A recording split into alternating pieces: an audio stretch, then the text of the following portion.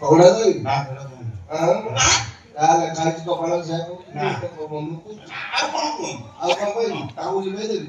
ଲିଭେଇ ଦେବି ତା ଆଗରେ କହିବି ଆଉ ଆତ୍ମାକୁ ବାଧୁଛି ଆଉ ସେଠି କାହିଁ ଧରୁଛୁ ଆମେ ତଳୁ ଧରୁ ସେଠି ଆହୁରି ତଳୁ ତୁ ତ ପୁଷେକି ଧରିଥିଲା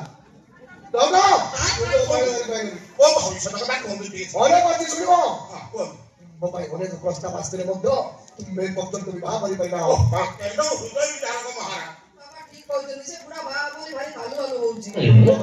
ବକ୍ଷରେ କଳା ଯାଇଅଛି ଅଣ୍ଡା ତଳେ କିଛି ନାହିଁ ଆଶ୍ଚର୍ଯ୍ୟ ହେଲା ଅଣ୍ଡା ତଳେ ପ୍ରବଳ ମାତ୍ରାରେ କାଛୁ କୁଣ୍ଡିଆ ଆପଣ ହଉଛନ୍ତି ସାକ୍ଷାତ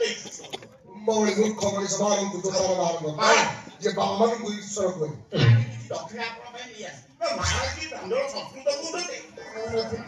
ଏହା ମୋର କିଛି ବାହାଦୁର ବସ୍ତ ଏହା ପ୍ରବଳ ତପସ୍ୟା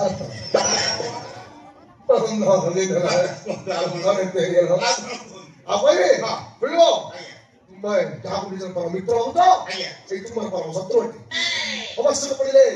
ପଦବୀ ପାଇସାରିଲା ପରେ ଆତ୍ମକୁ ସେ ହତ୍ୟା କରିଦେଇପାରେ ସତ୍ୟ ସତ୍ୟ ତ୍ରିଭାର ସତ୍ୟ ମୁକ୍ତି ପାଇବା ରାସ୍ତା ଅନେକ ଅଛି ତନ୍ମଧ୍ୟରୁ ଏକ ରାସ୍ତା ବର୍ଣ୍ଣରେ କହିବାକୁ ଚାହେଁ ଦେଖା ବର୍ଣ୍ଣ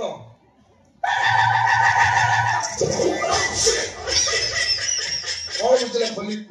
ମହାରାଜ ଜାଣିଗଲି ମହାରାଜ ଆପଣ ଯାହା କହିଲେ ତାକୁ ଅକ୍ଷରେ ଅକ୍ଷରେ ପାଳନ କରିବୁ ମହାରାଜ ଆଉ ଗୋଟେ ଉପକାର କରିବେ ସତ୍ୟ କଥା କହିବେ ବିରାଟ ସତ୍ୟ କଥା କହିବେ ଏ କନ୍ୟାକୁ ମୁଁ ଗ୍ରହଣ କରିପାରିବି ତ ଫାଟିଯିବ ମୂର୍ଖନା ଫାଟିଯିବ ଏ କନ୍ୟାର ମାଙ୍ଗଳିକ ଦୋଷ ଅଛି ତାକୁ ସେ ବିବାହ କରିବ ସେ ରାଜା ପଣ୍ଡୁଙ୍କର ଦୋଷ ହଉଛି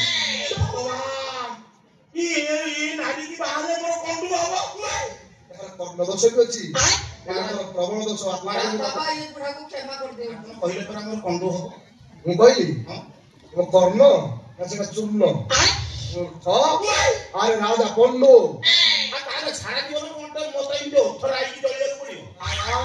ଅନେକ ସୁନ୍ଦରୀ କନ୍ୟା ଅପେକ୍ଷା କରିଛି ଆମ ପଶ୍ଚିମ କୋଣରେ ଅପେକ୍ଷା କରିଛି କିନ୍ତୁ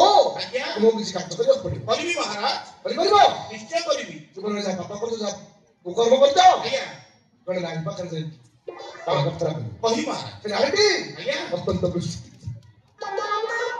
ଆପଣ ଯାହା କଲେ ସେୟା କରିବି କିନ୍ତୁ ଆଗେ ଯାଏ ଆପଣ ପାଇଁ କିଛି ଦକ୍ଷିଣା ନେଇ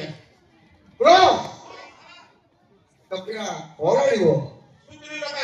ମୂର୍ଖ କେବଳ ସାଇଆ ସୁଧୁଛି ଚାଲ ବାହାନ୍ତି